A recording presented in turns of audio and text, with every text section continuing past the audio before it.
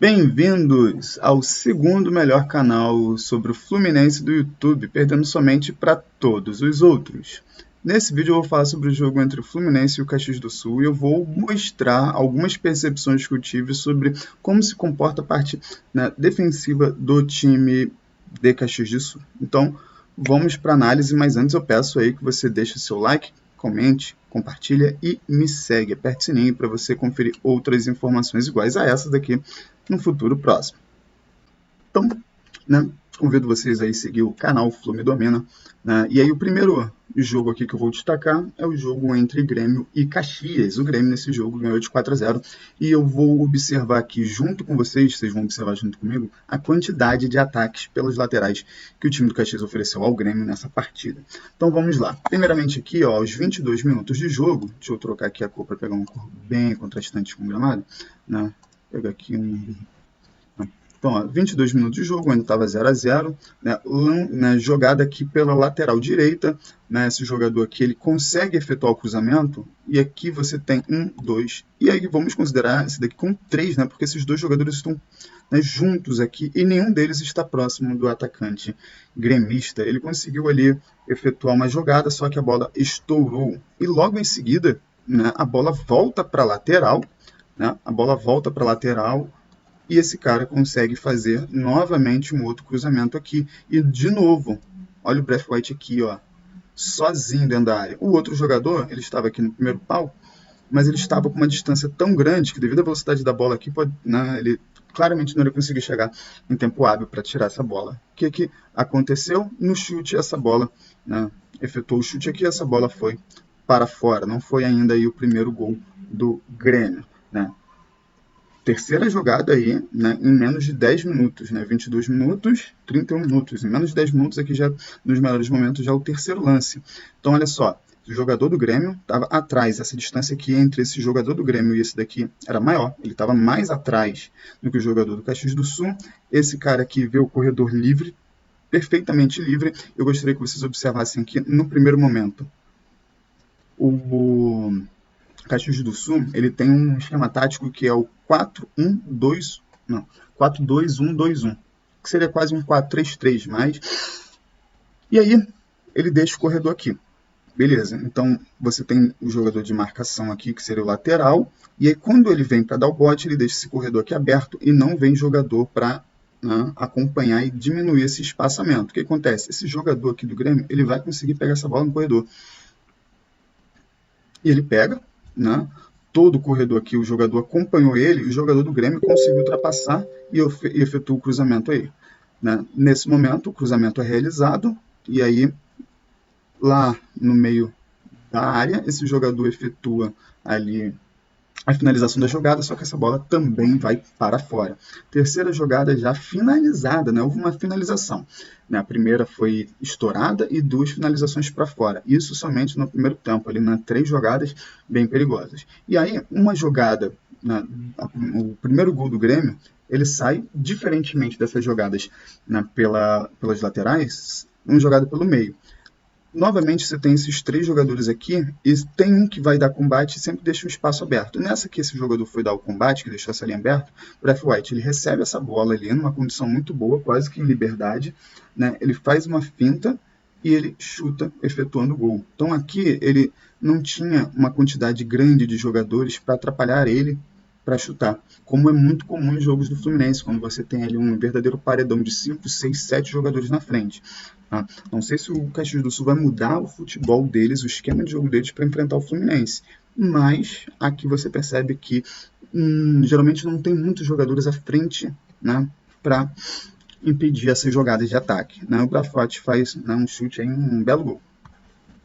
Então ele foi o primeiro. E aí um outro lance que eu gostaria de destacar, novamente uma bola pela lateral, só que agora pela lateral esquerda de ataque. Então você tem um jogador aqui vindo pela lateral esquerda, ele levou, nenhum desses jogadores aqui fez uma diagonal para pegar o ponto futuro dele. Todos esses jogadores foram em direção para onde o nariz deles estava apontado. Nenhum jogador fez essa diagonal aqui.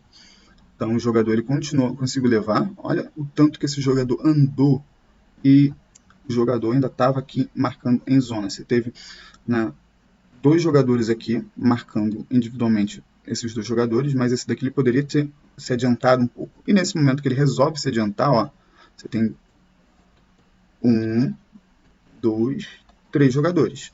Mais 2 vindo de suporte aqui e um terceiro jogador do Grêmio aqui. Não, você poderia ter feito marcação esse homem com esse segundo com esse terceiro aqui ter vindo na diagonal. Não, você poderia ter feito isso. Mas esse jogador pensou, se eu faço esse movimento de ir com ele, o segundo ele ia ficar no mano a mano caso esse daqui dá o passe. Então é compreensível a falta de decisão. Mas ele não diminuiu o espaço do jogador e ainda assim fez, né, permitiu que ele fosse até a frente da área. Nesse momento aqui, o jogador faz esse movimento, né, por trás do jogador do Caxias do Sul, vai receber um passe aqui dentro da área, livre, para fazer um outro belo gol do Grêmio. E aí depois você percebe que todos os 5 jogadores em torno, né, dos 3 ali, e ninguém marcou a bola. Incrível, ninguém marcou a bola. Eles jogaram marcando os jogadores e ninguém marcou a bola. E o Fluminense sabe fazer muito bem a bola rolar. Tanto no esquema do dinizismo, né, onde a bola corria em torno de jogadores muito próximos, e agora com esses jogadores mais bem posicionados em suas verdadeiras posições originais. Né? E aqui, novamente, olha, você tem 3 jogadores aqui. Né? Eles jogam numa linha de 4. Só que sempre tem um jogador que dá o bote. Sempre fica 3 aqui atrás. Né? Então é um 4-3-3, vamos dizer assim, mas sempre fica um dando bote e os outros 3 aqui. Então você tem esse espaço, tem 1, 2 jogadores, mas esse cara que está com a bola aqui, ele vai enxergar esse corredor.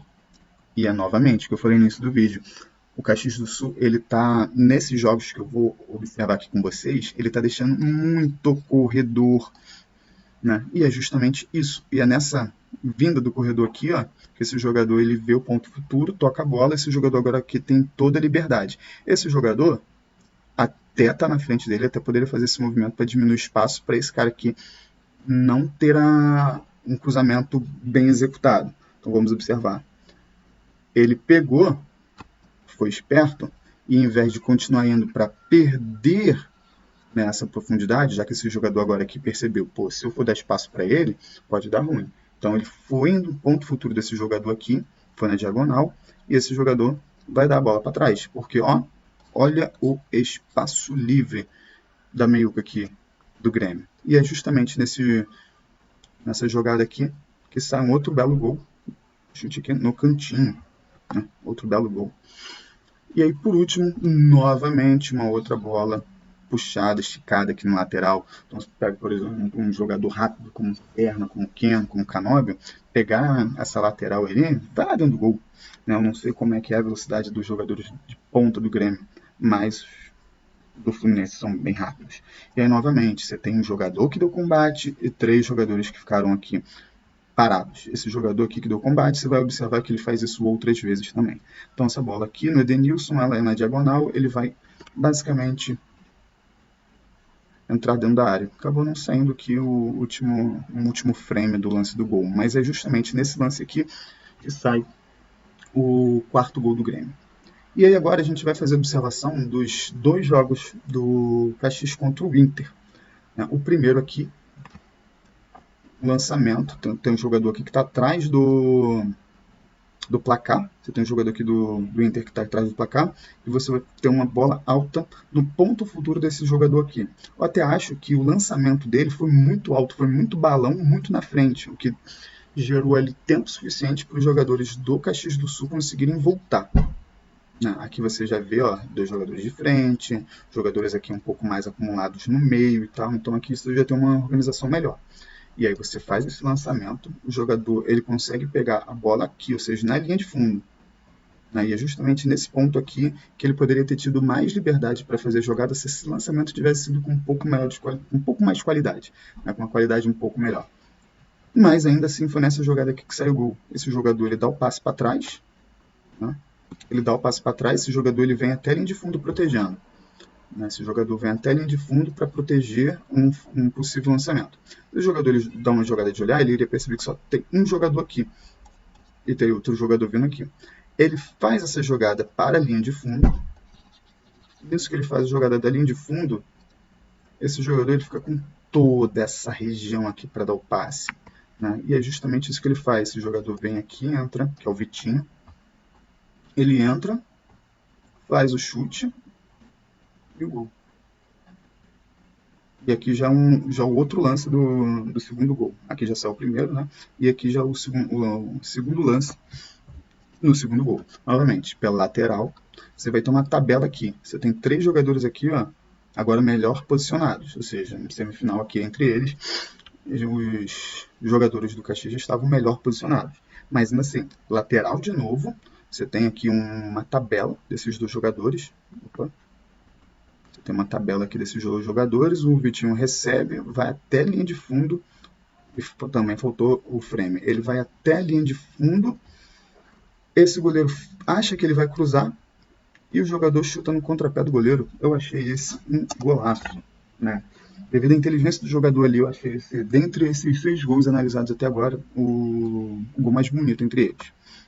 O primeiro gol do Caxias, agora no segundo jogo da semifinal lá no Beira-Rio, sai de um pênalti, né? Os gols de empate do Inter também saem de um pênalti. Só que o gol, né, o lance que originou o pênalti é um lance bem peculiar. Olha novamente, um jogador sempre sai em combate, você sempre fica com esses 3 jogadores aqui. O jogador do combate, veio lá na frente e agora está voltando. E essa bola vai vir para cá e esse jogador aqui que vai ter, olha, de novo toda essa liberdade, ele vai fazer um lançamento. E é justamente nesse cara aqui que vai fazer a merda. O jogador que foi lá no combate, ele sempre dá esses combates às vezes errados, né? E é justamente ele que vai fazer a jogada do pênalti. Né? Aqueles 3 jogadores viraram 4, foi justamente esse jogador aqui, ó, que cometeu a penalidade. Então, cruzamento vindo da lateral. Mais uma jogada de lateral. Aqui, tu tem uma quebra de linha absurda dos jogadores do Inter. Você tem 1, 2, 3, 4 jogadores que estão aqui, ó, nessa linha de passe. Tu não tem um corredor muito bem definido ali, um corredor aberto. Você tem um corredor bem fechado. E esse jogador conseguiu, a la Ganso, a la Marcelo, enfiar essa bola aqui, apertando o triângulo. Deixou esse jogador ali em condições muito boas de fazer o cruzamento, né? E é justamente esse cruzamento que dá origem ao segundo gol do Grêmio. E aí, comentário em relação, se o jogador ele está atrás, ele consegue pegar e passar à frente do marcador, que novamente, né, dessa vez ele estava tentando marcar por zona, em vez de marcar o jogador, marcou por zona, e esse jogador pegou a frente e fez o gol. Né? Ou eles às vezes marcam o jogador, ou às vezes marcam a zona. Né? Raramente eu vi esses lances assim, eles marcando bola. Novamente, adivinha? Lançamento na lateral. Você tem aí essa jogada, né? E aqui você já tem ponto futuro bem aberto. E é justamente esse ponto que ele vai chegar lá na área. E aí o Ener Valencia ali, ó, tá livre. O jogador aqui, que já poderia estar mais à frente, demora muito para tomar algum tipo de atitude. Olha o tanto que o jogador do Grêmio andou para o quanto que o jogador do Caxias do Sul andou. Tá? Às vezes eu sinto talvez um pouco de falha na comunicação, mas de qualquer forma saiu o terceiro gol aí. Ele quase entrou dentro do gol. E se o Ener Valencia perde esse gol, né? Aí ele basicamente, depois de ter perdido aquela quantidade de gols lá contra o Fluminense, poderia se aposentar do futebol. Mas é isso, galera.